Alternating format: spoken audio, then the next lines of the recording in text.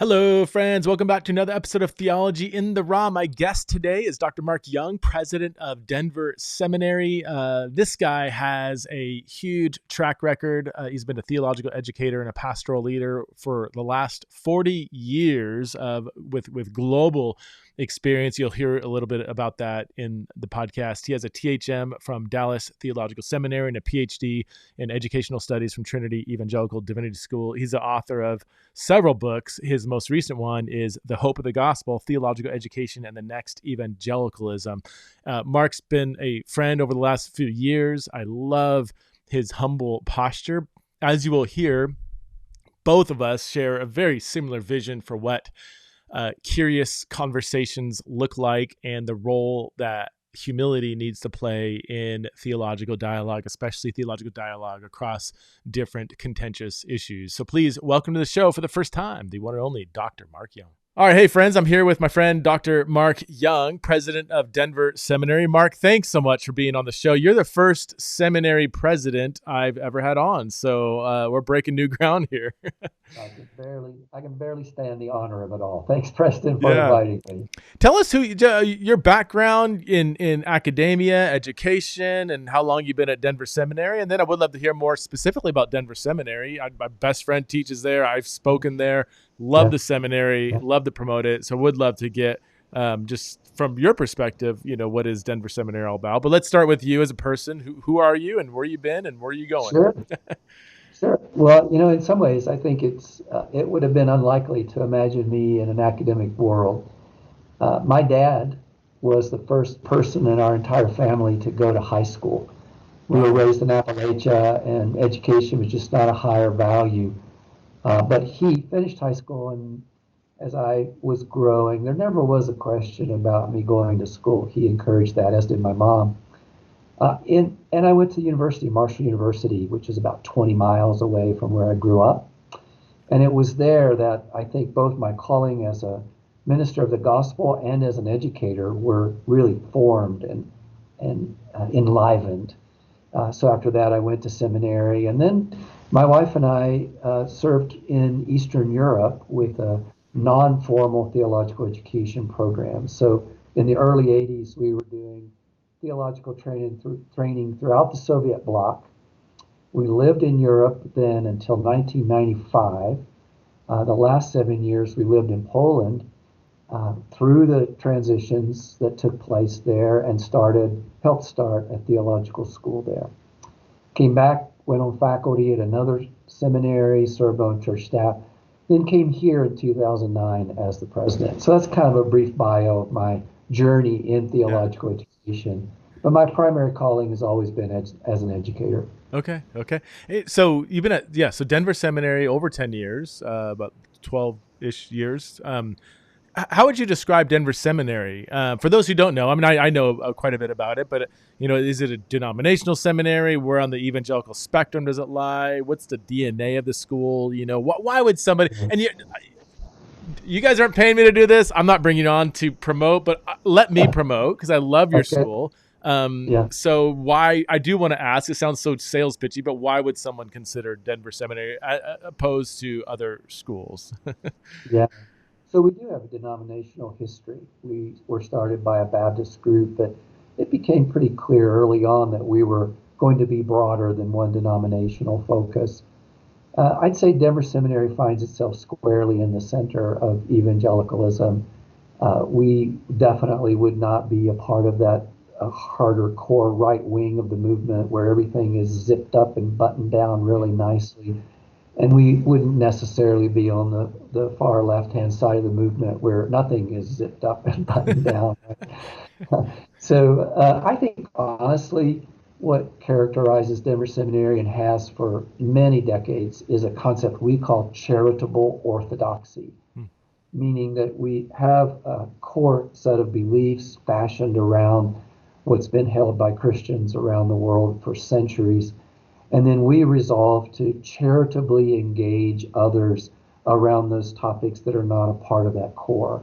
So you'll find at the seminary different points of view theologically, different points of view in terms of how the church lives out its mission, but we foster that environment where we listen first, ask questions so that we can learn and charitably encourage one another to grow in our understanding. Hmm. We're a typical seminary, all graduate programs, have been strong in the MDiv, the ministerial preparation program, and strong in counseling programs, particularly professional counseling and school counseling now. Okay. How many students do you have? And again, that's a broad question because I know you have on campus, part time, off campus, Sure. counseling, MDiv, and all that. But Yeah. So our head count's just over 900 students in our degree programs. okay. Then we also have about 125 students in Spanish language programs that are specifically oriented toward those who may not yet have the academic backgrounds to enter into degree programs. Okay. Yeah, that's great. My Mm-hmm. my impression, and I've spoken at different seminaries, and have friends that teach. So I get a feel for, what's the DNA. I on paper, a lot of them look, kind of the same. My Yeah, impression of Denver is that it is, um, it's very focused on the church. Like you're preparing people for the church, not necessarily the academy, and yet it's a very I've been in some schools where the focus is so much on the church. Sometimes the academic side gets a little yes, lazy. You seem to combine like really thoughtful and engagement. Like you can't write a sloppy paper that's not right. footnoted well and has good research.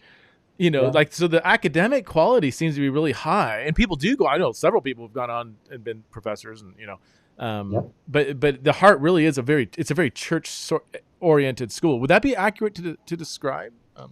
It is. And I think what we would add to that is that we see the church as God's presence in the world for the sake of the world, for the sake Mm, of the gospel, right? So it's not just creating churches that are great in understanding the Bible, it's creating churches, helping people create churches that are meaningful in their communities around the truth of the gospel. yeah. On the scholarship side, there's never really been a question about the quality of education we offer here. We actually use a phrase called not rigorous, but or not yes, not rigorous, but vigorous scholarship. And what we mean by that is it goes deep, but it also goes deep into the matters that really matter, right? So we're really asking people to say, what are the questions the world is asking the church? Hmm. What are the questions the world is asking the believing community? And help our students and our scholarship focus on those questions. And you said you're kind of in the center of evangelicalism, and Mhm. again, my impression is, and I've talked to Joey about this, and so there's a little bit of a, I kind of know somewhat of the answer you're probably going to give, but like on matters that aren't on theological matters that aren't central to the Christian faith, matters of orthodoxy, your school would represent diverse opinions on quote Yes. unquote secondary issues, even really important ones. Let's just say egalitarian versus complementarian, or women in ministry. You have Yeah. faculty on different sides of that. You have students, but my sense is that as important as that issue is, you people on different sides actually do get along well at your school, which isn't the case of every place. Yeah. Would that be accurate? That you have cultivated an atmosphere of relational engagement even across differences? Yes, certainly in the faculty level, that's true. And the faculty model that among the student body. I think sometimes we have encounters with students who may Sure. hold those positions more rigidly. And so managing that kind of conversation in the classroom is always important. But yeah, we believe that it is the gospel, right, that Mm-hmm. binds us together. So Mm-hmm. as we hold to that gospel, we're going to disagree about those kinds of issues because we come from different traditions or we've had different inputs in the way that we read scripture. Mm-hmm. So let's go ahead and have those conversations and learn from one another. Mm-hmm. I don't know that I've ever had a conversation with someone with whom I disagree where I'm truly interested in learning, where I don't walk away with a better understanding of my own view and that of that person's view. Okay. So that's the way we view that engagement within the church. You know, Leslie Newbegin was pretty clear that if the church isn't a unified testimony of the gospel, then really our testimony is stripped of its meaningfulness. So that unity around those core issues is really important to us. Okay, that's awesome. Well, let's let's move now to just the broader field of Christian education in let's just we could stick to America just to keep our parameters. But you wrote a book recently, the Hope of the Gospel, Theological Education, and the Next Evangelicalism, which is a treatment kind of like what does the future look like? Can you give us maybe an overview of what your book's about? Not just to summarize the book, but I think that really is an inroad into what I'm interested in understanding. Like, what does the next 5, 10, 15 years look like in Christian education? Yeah. Well, let's talk about institutional matters really first, Okay. and that starts with demographics.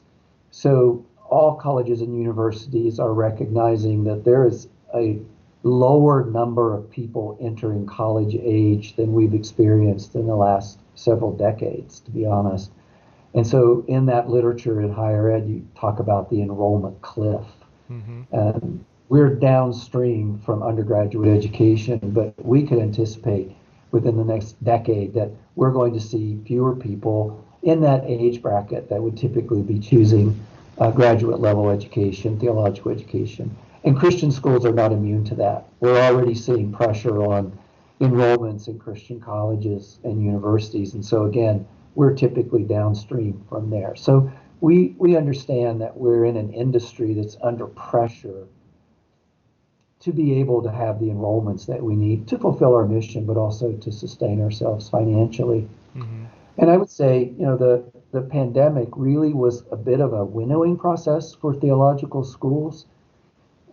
Those of us who had made strong investments in making theological education more accessible in the online format were able to weather the pandemic and come out of it with a measure of strength that some other schools perhaps weren't able to. And we frankly anticipate that we'll continue to see stronger growth in the online side of education than in the in-person side of education. Okay. We're committed to on-campus programs and classes, but I honestly think most of our growth will be in that online space or in that virtual space.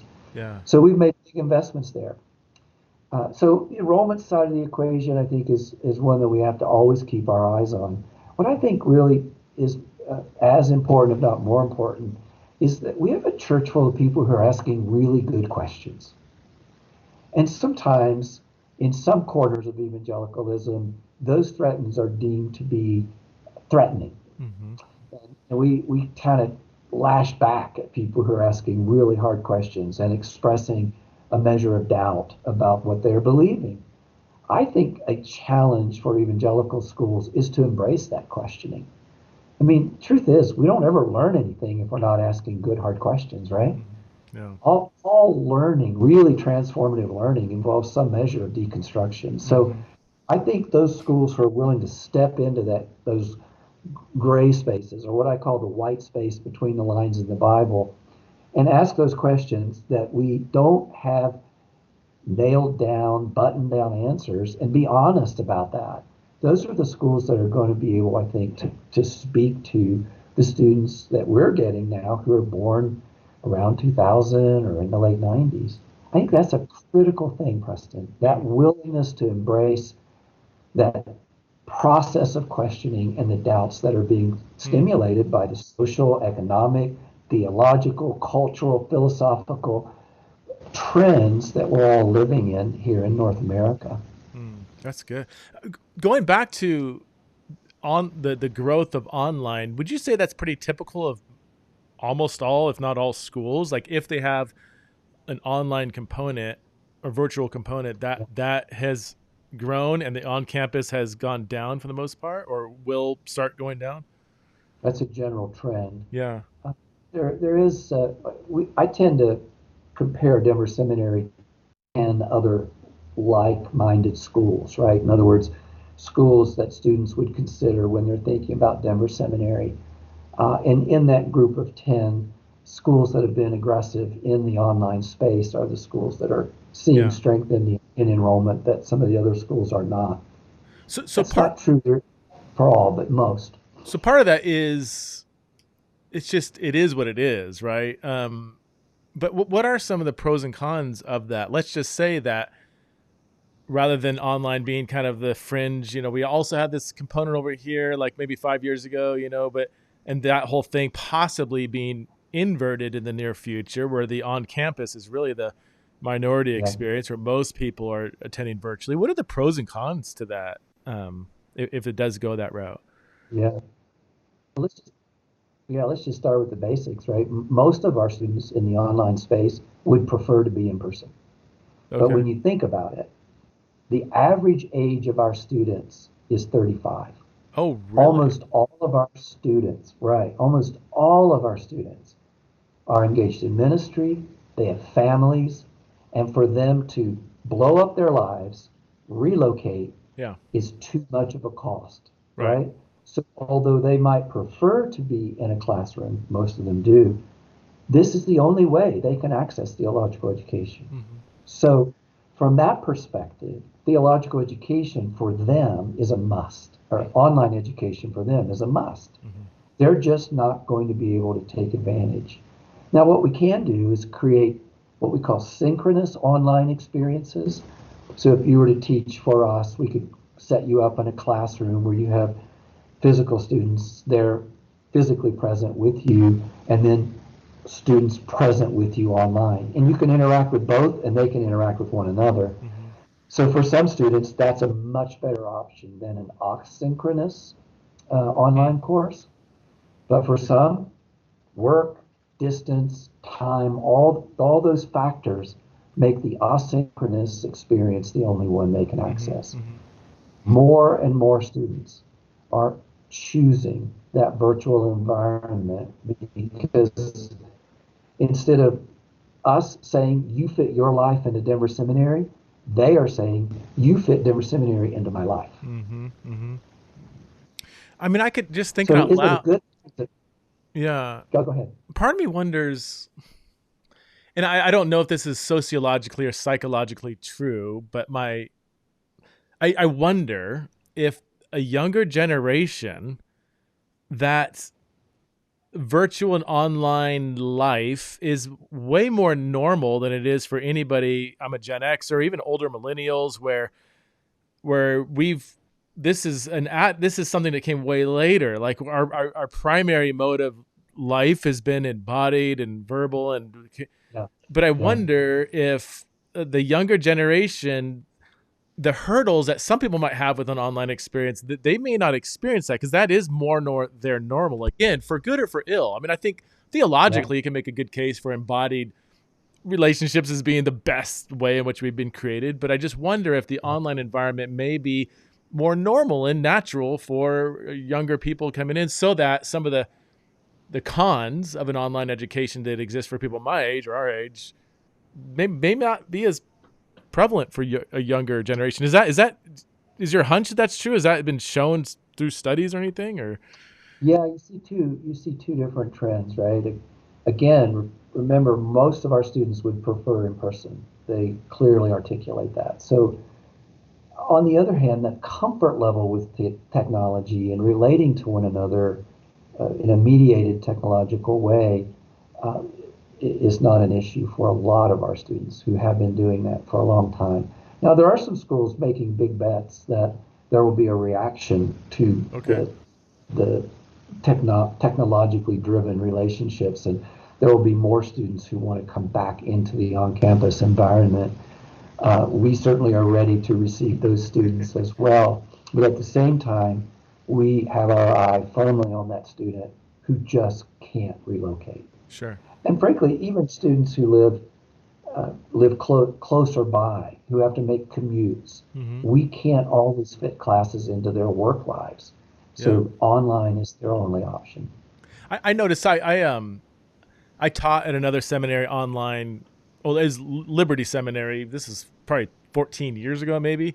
Um, Yeah, right when it was really starting to take off, and then I helped start when I was teaching at Eternity Bible College. Helped start the online component there, and we were constantly wrestling with the pros and cons, especially at Eternity Bible College, because we were so big on embodiment. yeah, But two big questions. Well, several questions came up. Number one, it's what you said. Like, if we have some pastor in Kansas who's leaving his ministry to come to Eternity Bible College, are we helping the church then, pulling people out of their ministry context? Like, wow, okay, that could be a big pro for online.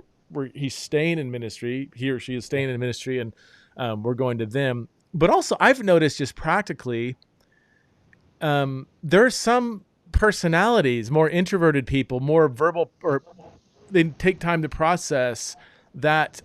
In my teaching experience online, I got some awesome interaction with people that I don't think they would have said that out loud in the classroom. They'd probably be quiet in the back, listening, processing. Maybe that night they would have a thought, but there's certain online platforms that you can actually allow or enable certain other kinds of people to participate that might have not done as well in a embodied setting.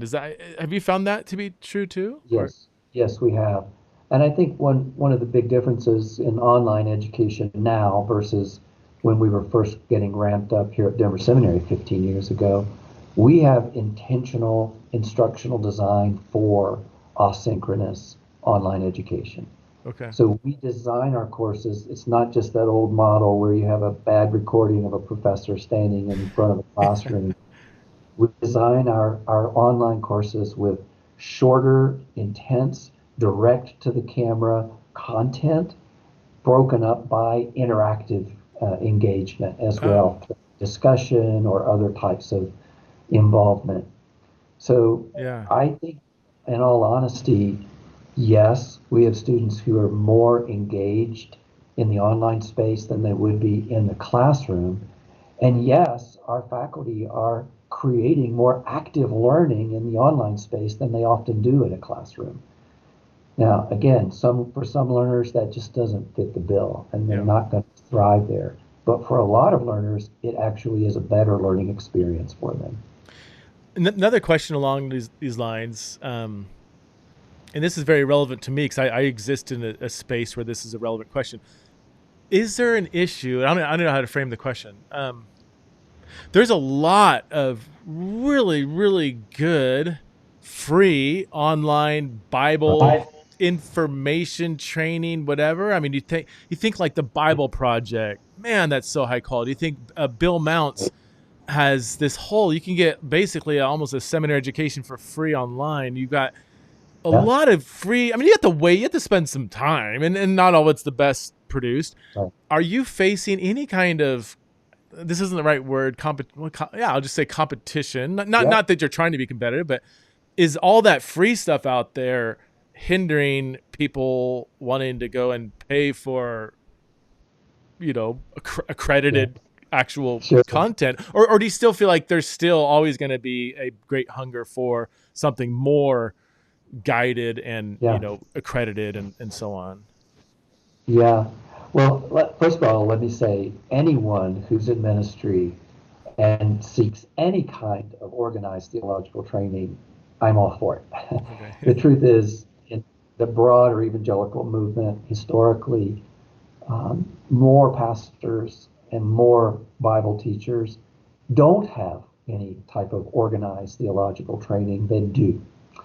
So, and that's bedeviled our movement. Clearly, that has led into pathways of doctrinal thinking and abuse of religious authority, all kinds of ways that's damaged us and our credibility in the broader society. So, I'm all for folks seeking that training. And for those for whom non-degree oriented types of training works better for them, have at it. Praise God. I'm glad you're taking those intentional steps. I do think that one of the questions we have to ask as a movement is, does an uneducated clergy, and by that I mean a degreed clergy, does that enhance the credibility of our gospel in some sectors of American society? And I think the answer would be no, right? I mean, the reality is, as a society, in certain sectors of our society, we're looking for people who have demonstrated a reasoned, measured, systematic exploration of the truths of the lives that they're encouraging us to live. Mm-hmm. And so I think credibility is certainly an ongoing challenge for evangelicalism. And Certainly, credibility comes from a genuine lifestyle, from true holiness and righteousness, and not being hypocrites. But there's also that ability to speak in an informed and intelligent way to our congregation and to the world that I think is a critical part of what it means for us to live out who we are and our mission in North America in this time. Yeah. Yeah. This is what, when I was at Eternity Bible College, we were toying with, should we pursue accreditation? And for years we didn't. But then it was exactly what you said. We had a lot of people, I think a good maybe third went on to be missionaries, from the school. And Yeah. in other cultures, as you know, it means something. I went to an accredited school from America, and that opens up opportunities overseas that that really value education probably more than many Americans do. That was one reason, but also that, I don't know, that critical assessment too. Like as much as it was really, the accreditation process is grueling, and some of it's like, why does this matter? Whatever. Like, yeah, just to have experts screen everything you're doing, and who have gone behind, they've been in education for a long time, and for them to say, here's how you can improve, and here's what you need to do to improve. I think that's really beneficial. It's interesting, in our society we are seeing a backlash against expertise. Think about all of the messaging around pandemic and COVID. But generally speaking, Generally speaking, I would say we still seek out those who have demonstrated that they're willing to go through rigorous, systematic instruction to be able to provide the services that they claim they can provide. I use this illustration. Say you have a friend who says, "Hey, listen, I just went to this great dentist. He's really cool, and I loved what he did." And you say, "Great, I need a dentist. I'm going to go." You got this. Let's say you have you need a crown, or you have a root canal you need. So you go in. The office is really cool, decorated. The music is great. Everybody's super friendly. You go back and get in the dental chair, and you're looking around. You don't see any diplomas on the wall, and you say, "Hey, I'm interested. Where'd you go to dental school?" I really didn't go to dental school, but like my whole life, I've been interested in teeth. And I've read a bunch of stuff on teeth. And, twice a year I go to a conference about teeth. So open up. Yeah. Right? We wouldn't do that. I've got years of lived experience of having teeth. So I Right. So, I guess the question is, do we care more about our teeth than we do our souls? I've used a similar illustration. I still don't know how. Yeah, that's good. That's and for me, the people ask me, do I need a degree to be an effective pastor? And I say, you know what, I'm not gonna say every single pastor, if you don't have a degree, then there's financial, socioeconomic situations. There's, F.F. Bruce never had a PhD. I mean, there's always going to be exceptions and all these things. But I mean, if you have the opportunity, like just simply sitting in your room and reading a bunch of books, still, no matter how many books you read, that still is different than being in an environment where somebody smarter than you is saying, turn in this 25-page paper arguing for your point. And when it's written poorly, argued poorly, he's going to shred it. When you're in a classroom conversation and there's different viewpoints, and if you say something stupid, somebody's going to challenge you. That communal setting. So the assessment piece and the communal environment, those are two significant parts of education that typically a degree program is going to give you that. And no matter how awesome the free online stuff is there, and again, I'm just blown away at how amazing those opportunities are. You typically, they can't provide that kind of rigorous assessment piece from somebody who's smarter than you, and the communal environment. Would you agree with those kind of two, the assessment and community? I would. And to be honest, there's, generally speaking, in free online education, there's a very high dropout rate. Really? So you may have, significant. I don't know about Dr. Mounce's courses, but the point is, a lot of us need the accountability of having invested and then being taken through with that investment and seeing fruit on that investment in order to gain the most that we can from a course. It's pretty easy if you're doing a free course or auditing a course to say, I don't feel like going today. Yeah. Right? But if you're invested in it and you understand that not going today is going to have negative consequences on your experience and then on your assessments, Yeah. then I think you're more likely to finish and gain the most from it. At least a lot of people are that way. Well, no, And I'll be honest, yeah. Preston, I have a very hard time understanding why we wouldn't constantly be seeking out new understandings, Hmm. new learnings. I mean, where I grew up, like my dad didn't, my dad's dad, for example, he didn't go to school because he couldn't get to a school. Hmm. So with school available, with learning available, as a believing community, we ought to be eagerly pursuing whatever options are out there for us. And you mentioned something kind of in passing that in the wake of the pandemic, with the whole issue of fake facts and fake news and this isn't a real expert, this is the expert. I think there is. Do you think like a more a renewed interest in who is the actual expert, and having a degree just because you have the degree doesn't mean you're an expert. But if somebody claimed to be an expert without the degree, it does more in the Yeah. last few years raise a level of suspicion, it seems like, or so that For in the some. Christian, yeah. Have you seen that increase more recently? Yeah, I mean, I think the challenge, Preston, is like in most of our society and in evangelicalism, we have this very stark divide among those who look at experts and say they're untrustworthy. They have an agenda, so Yeah. I'm going to pick up something from an unreliable, uneducated source or an unreliable source, and that makes sense to me, so I'm going to latch onto that. And then those who are saying, I'm going to listen to what the experts say. I don't understand everything about this virus, and I'm not an epidemiologist. I Right. don't know how the statistic. So I'm going to follow those who have given their lives to the study of viruses and how viruses spread. Yeah. Uh, I'm surprised and intrigued and Mm-hmm. disappointed all at the same time that evangelicals remain one of the largest blocks of people with one of the highest percentages of people who don't trust expertise Huh. in an area like the pandemic. Yeah. You should have. You should have. What if you created a degree several years ago in pastoral epidemiology? You guys would have been, because every pastor was forced to be a armchair epidemiologist, and yeah, Yes, that's true. missed the boat on that one. So, all right. I'm not sure we can make that degree program financially sustainable. Let's just start with that.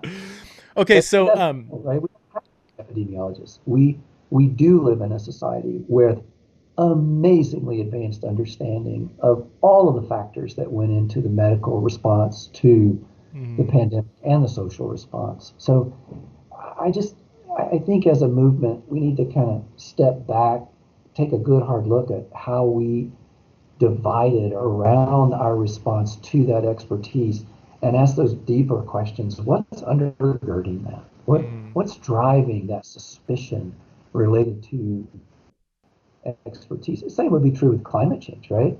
yeah, We divide around, can we trust those climate scientists? Are they telling the truth? mm, And my way of understanding it is because when a matter is politicized, right? When it gets aligned in a partisan political way, then after it's politicized, it's trivialized, tribalized, and weaponized.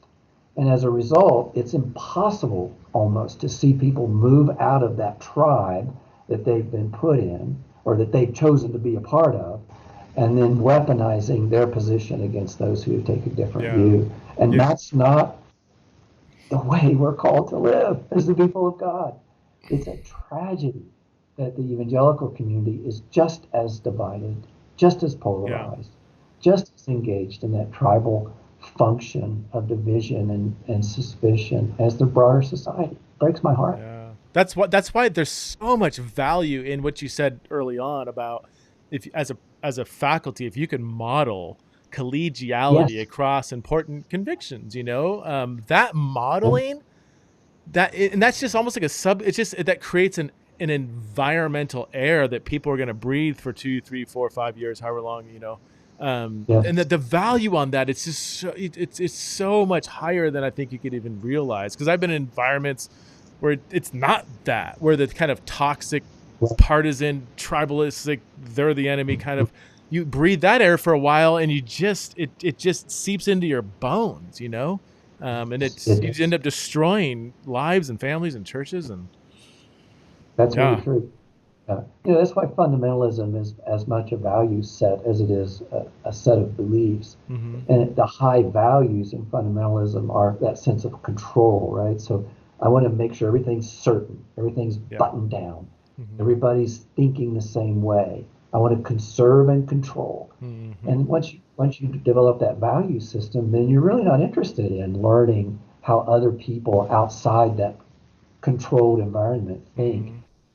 Boy, that creates significant division in the body. All right, so if you're going to look ahead, let's just say 10 years, with so many changes and differences, and you were just kind of coming up from the pandemic, and in 10 years, your humble prediction, what are going to be some maybe differences in education that you foresee? Do you think Christian education, both online and on campus, will both be going down? Do you see a renewed interest? Do you see different models of education that are kind of being explored right now that will be kind of really blossoming in 10 years from now? Or I think that from an internal perspective, I would say those programs that are understanding what are the learning needs, what are the true relevancies that we have to pursue in our programming, and then creating programming around those relevancies. So let me give you an example.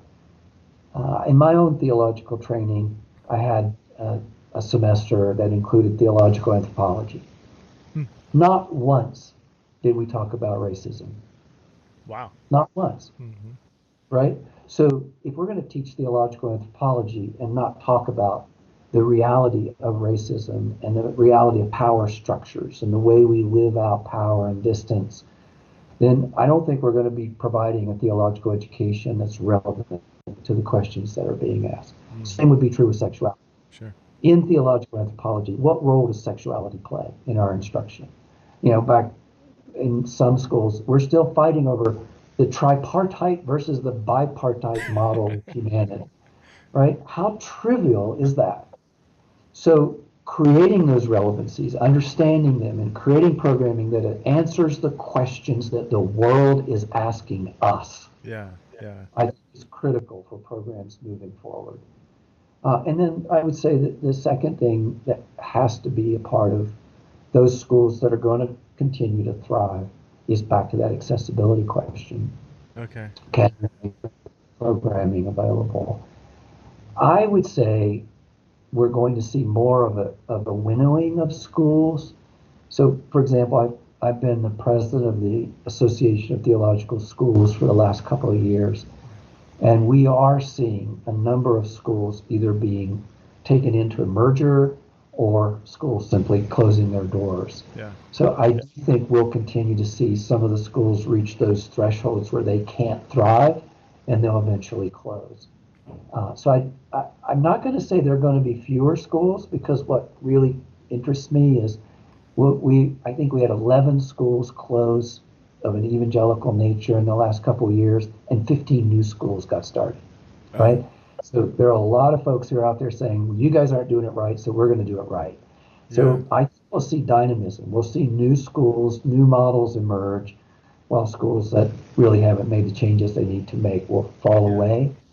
What I think is more important, however, is will evangelicalism as a movement say we need better educated clergy? And if the answer to that question is no, then none of us will be able to truly fulfill that broader mission that we have in mind. So I have a question. I didn't think I was going to ask this, because this has been, well, a little background. I mean, I've been on the accreditation side. I know curriculum is, you have to meet certain criteria, and there's so much that goes on behind the scenes to even come up with, here's a curriculum for you to get your MDiv, MA, whatever. But along the lines of what you said, let's just say an MDiv is 98 credit hours. Is it still something like that, or it depends on I think mine was 98. Yeah, yeah, ours is 78 Oh, now. 70. Okay. Well, let's just say 78. Yeah, In this day and age, they're probably taking languages, Old Testament survey, New Testament survey, how to interpret the Bible, all yeah. obviously foundational, important. What's preventing? And again, I guess I could just ask you directly.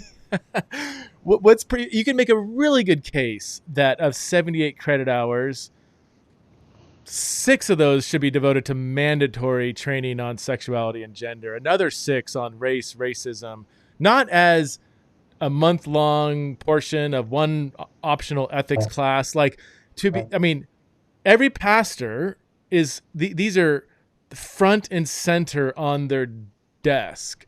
Nobody's That's asking right. about tripartite stuff. Few people are asking about eschatological systems or all.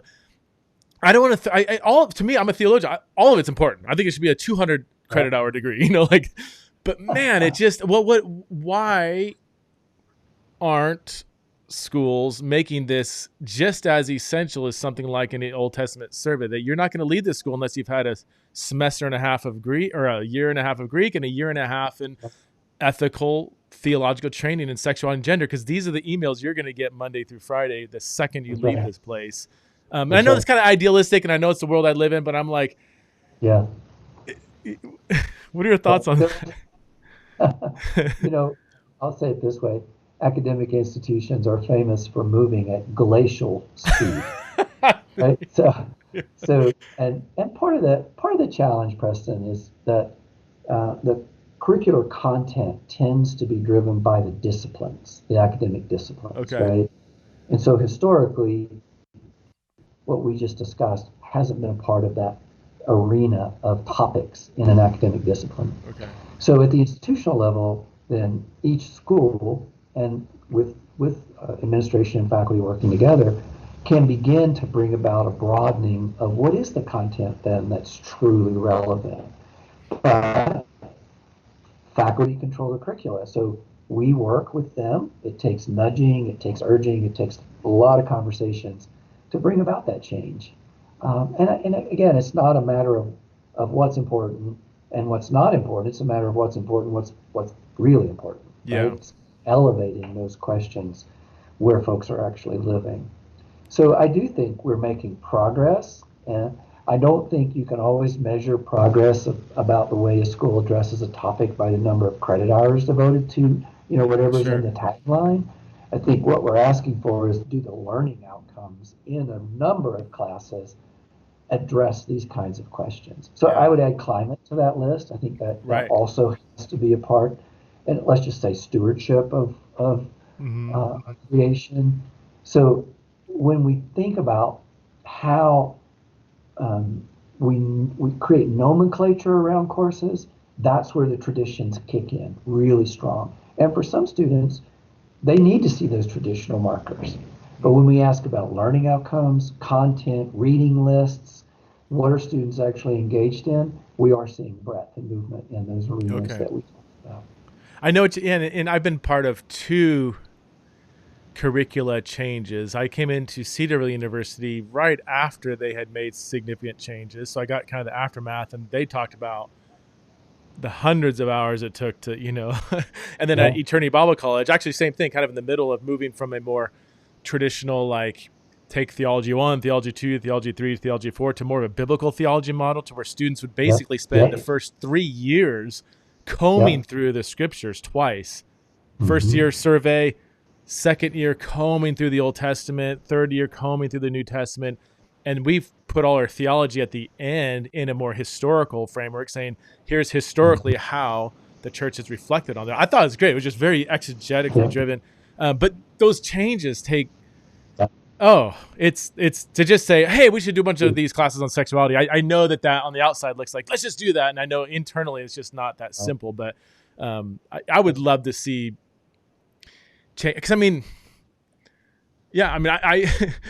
I want to run myself out of business. There's, I do pastoral training on LGBT stuff, and we can't meet the demands. And I'm like, well, pastors, sometimes they're asking some real basic questions. I'm like, wait, you didn't learn that in seminary, So I do long for the day when I can come alongside and obviously it help the church, but to where there's training kind of somehow built in here. But I mean, you guys do it through other avenues.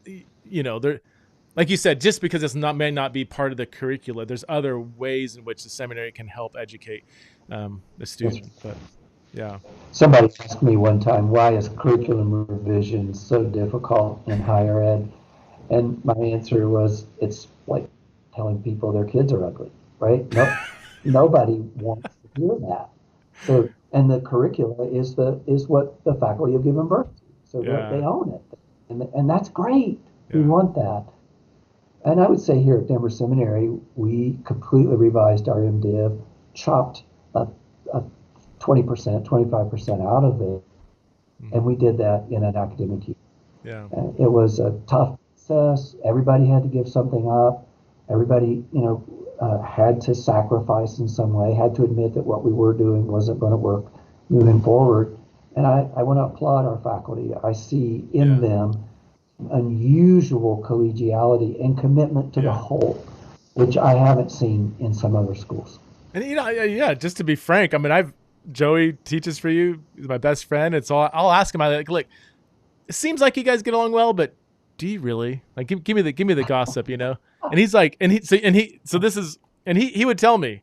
And if he did say something negative, I obviously wouldn't bring it up, but I can say in all good faith, he's like, no, it really is. This environment is really remarkable. So that's not easy to accomplish. Before I leave you, if somebody's, can you help disciple somebody who's trying to decide whether or which educational path they want to pursue? There's a lot of people listening that maybe pastors who want another degree or a degree, or even just lay people that want, actual quality. They want theological education. Like, what are the questions they should be asking as they pick a path, a degree path, an institution? Help disciple us through that. Yeah, that's a great question. Thanks. So I would begin by asking a person to do that self-assessment of their ministry and the way they approach ministry. Where are those felt needs that you have? And quite frankly, a lot of times in the midst of ministry, we can't even do that. We need another voice to help us say, here's where perhaps you need a little help, or here's where perhaps you could grow in certain arenas. So doing that assessment either individually or asking folks around you whom you trust to say, what do you think would be beneficial for me in learning? And then I would look for that type of program, that type of environment that matches your values. So for example, if you are hardcore on everything to be absolutely definite, everything, down to the last minor doctrine, we are not the place for you. But if you're willing to enter into asking good hard questions and you're willing to hear from people who may disagree with you, then find a school that fits your values profile in the way you learn and in the way you do ministry. Yeah. And then you get down to those basic questions of, is it accessible to me in terms of my lifestyle, in terms of my finances? Can I fit it into my busy life? Yeah. And then I would say, the last thing I would say is take a course or two. Audit a course. It's very low commitment. You get a feel for the quality of education, get a feel for the culture, and see if this is what you would pursue. That's good. I am so energized by learning. I was just talking to my wife recently, and we're not that far away from perhaps pursuing a different path, maybe.